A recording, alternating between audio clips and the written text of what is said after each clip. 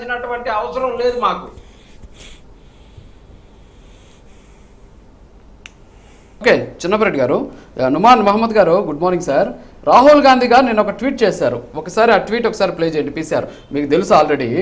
ఏమంటున్నారంటే ఇందులో ఆయన ఈ మాటలన్నీ కూడా, అంటే ఇది పబ్లిక్ ఆయన చెప్పినటువంటి దాన్ని చూస్తుంటే, don't buy gold, don't go abroad, useless petrol, తర్వాత వచ్చేసి cut down on fertilise and cooking oil, take the metro, work from home, ఇవన్నీ కూడా ఆయనకు సంబంధించినటువంటి ఫెయిల్యూర్కి ఇవన్నీ కూడా సాక్ష్యాలు అని చెప్పేసి ఆయన చెబుతూ ఉన్నటువంటి పరిస్థితి. 12 సంవత్సరాల్లో ఆయన ఏ విధంగా చేశాడు అనేటటువంటి అంశాలన్నింటినీ కూడా ఉటంకిస్తూ రాహుల్ గాంధీ గారు ట్వీట్ చేసినటువంటి situation.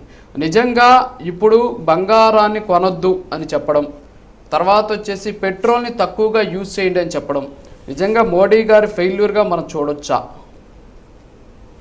Okay, very good morning to you Raju గారు, as well as నా తోటి panel members and all the viewers. ఏదైతే ప్రధానమంత్రి నరేంద్ర మోదీ గారు హైదరాబాద్ పర్యటనకి వచ్చి ఇక్కడ వారు చేసినటువంటి ఒక ప్రసంగం, దాని తర్వాత మనం మాట్లాడుతున్నటువంటి ఆ యొక్క ప్రసంగం యొక్క ముఖ్యాంశాల గురించి మనం మాట్లాడుతున్నాము.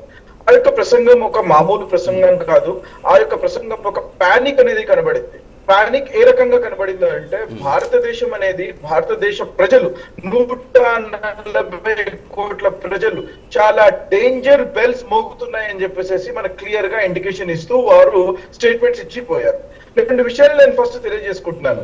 ఫస్ట్ ఆఫ్ ఆల్, వారు చేసినటువంటి ముఖ్య ఉద్దేశం, let us talk what is foreign exchange.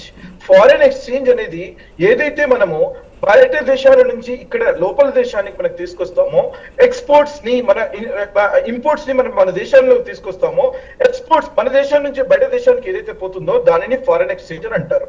ఏదైతే వారు మాట్లాడారో, ముఖ్యంగా వారు మాట్లాడేది కాస్ట్ కటింగ్ చేయమని చెప్పేసి వారు మాట్లాడుతున్నారు. గోల్డ్ కొనొద్దని చెప్పేసి వారు అంటున్నారు. 1 సంవత్సరం పాటు గోల్డ్ అనేది ఆడవారికి ఏదైతే ఇంట్లో శుభకార్యాలు జరుగుతాయో వారి యొక్క సెంటిమెంట్ గా, ఒక కల్చర్ గా భావించేటువంటి ఒక ప్రక్రియ, దాంట్లో వారు దానిని కొంటూ ఉంటారండి. అది ఒక సెంటిమెంట్ తో కూడినటువంటి ఒక వ్యవహారం. దానితో పాటు ఫారెన్ ట్రావెల్ గురించి వారు మాట్లాడారు. ఫారెన్ కంట్రీస్ కి వెళ్ళకూడదు అని చెప్పేసి తగ్గించమని చెప్పేసి వారు మాట్లాడారు. 3వ విషయం, వర్క్ ఫ్రమ్ హోమ్ చాలా ప్రోత్సహించండి, వర్క్ ఫ్రమ్ హోమ్ చేయమని చెప్పేసి వారు మాట్లాడారు. వీటన్నిటికీ ముఖ్య కారణం ఒకటి ఉంది. ఆ యొక్క